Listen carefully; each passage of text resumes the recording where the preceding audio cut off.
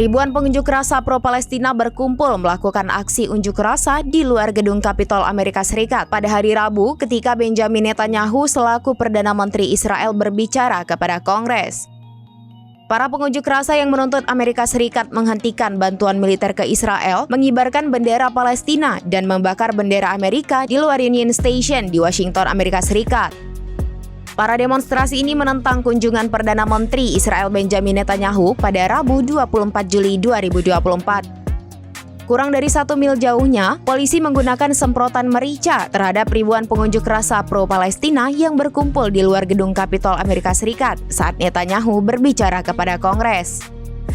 Dalam upaya mendapatkan dukungan dari anggota Parlemen Amerika Serikat untuk perang Israel di Gaza, Netanyahu membuat garis besar rencana deradikalisasi di Gaza pasca perang dan menggembar-gemborkan potensi aliansi masa depan antara Israel dan Sekutu Arab Amerika.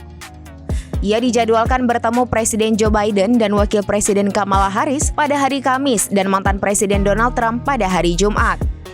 Sesaat sebelum ia mulai berbicara, polisi Kapitol Amerika Serikat mengatakan para pengunjuk rasa yang berbaris mencoba melintasi blokade dan tidak mundur ketika diminta. Salah satu kelompok pengunjuk rasa mengatakan polisi menyerang para demonstran saat mereka berbaris.